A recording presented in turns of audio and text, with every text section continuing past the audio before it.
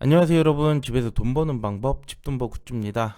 네, 지난 삼성 스펙에 이어서 일주일 만에 다시 청약인데요.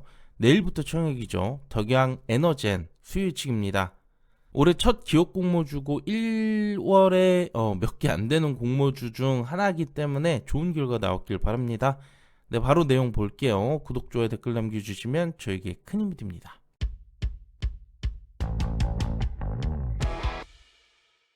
이번 주 청약은 덕양 에너젠 유일하고요. 오늘 수혜층 나왔고 청약은 화수 이틀간 진행하면서 다행히 환불은 금요일에 받게 됐습니다.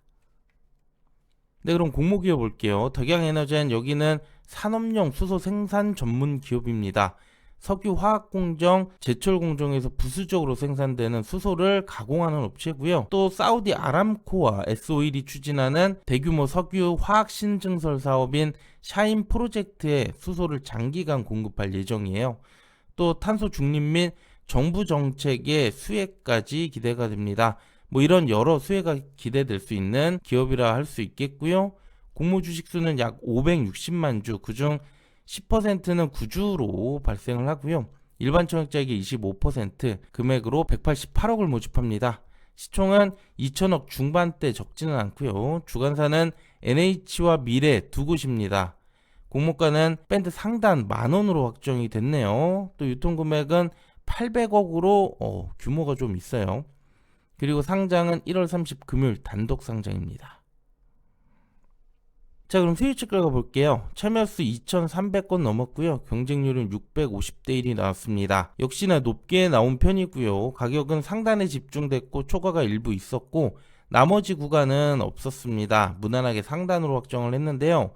뭐 여기까지는 잘 나왔다고 할 수 있겠는데 문제는 확약이 되겠습니다. 전체 14.4%로 확실히 최근 추세로 봤을 때 낮은 편이고 또 3개월 이상 확약도 2%를 겨우 넘어요. 확약만 보면 저조하다고 할 수 있는데 그래도 참여가 많아서 보통 수준이라고 생각합니다. 최근에 확약이 10%대 나왔던 것들을 보니까 리브스 매드가 있었고요. 쿼드 메디슨, 페스카로, 테라비 홀딩스가 이렇게 네 곳이 있었네요. 그중 참여가 2,000건 넘은 곳들은 페스카로와 쿼드 메디슨이었는데요. 그래도 이들은 규모가 작아서 조금 더 기대할 포인트가 있었죠. 수혜 측은 비교적 좋지 않아 보입니다.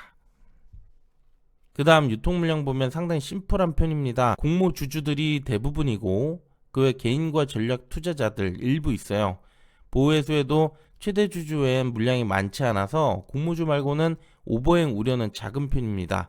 다만 기관들이 15일과 1개월에 집중될 걸로 보여서 이들 물량은 주의 깊게 볼 필요가 있겠네요. 그 다음 기존 주주 투자 단가인데요. 물량이 많지는 않지만 그래도 투자 단가 그렇게 낮은 편도 아니네요. 다만 작년 중순에 8,000원대로 투자했던 곳들이 있어서 단 6개월 만에 기업 가치를 빠르게 올렸다는 건 오히려 아쉬울 수 있어 보입니다. 자, 그럼 예상 경쟁률 보기 전에 간략하게 실적 점검해 볼게요. 실적은 꾸준히 우상향해 오다가 작년은 24년과 큰 차이가 없을 것으로 예상합니다. 약간의 정체가 있어 보이는데요. 그래도 앞으로 샤인 프로젝트의 수소를 장기간 공급할 수 있어서 안정적인 성장은 가능할 걸로 예상됩니다.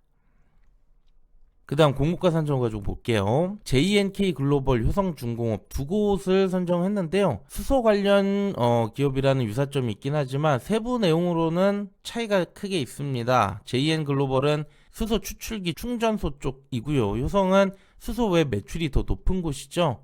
또 효성중공업은 규모에서도 차이가 크게 발생합니다. 그래서 공모가 적정성 판단 어려웠습니다.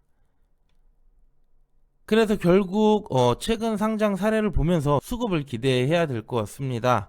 작년까지는 상당히 흐름 좋았었죠. 12월에 규모가 큰 리브스매드 세미5가 있었는데 이 유통금액 때문에 수익률이 낮았다 치더라도 나머지들은 더블에서 200% 이상도 쉽게 나왔었어요. 덕양 에너지는 확약이 낮지만 기존 주주가 적잖아요. 최종에서 40%까지 확약 올려준다면 유통금액 500억대 진입도 가능해 보입니다.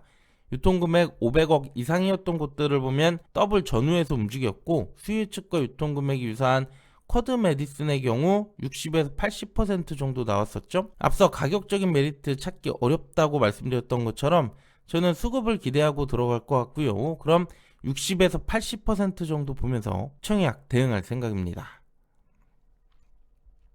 자, 그럼 지금부터 이번 청약 경쟁률 예상을 볼게요.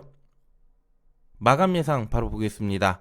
주관사 NH와 미래 두 곳인데 이들 모두 계좌가 많은 곳들이에요. 또 뒤에 청약한도 보시겠지만 특히 미래에셋증권의 청약 최고 한도가 4억이 넘거든요.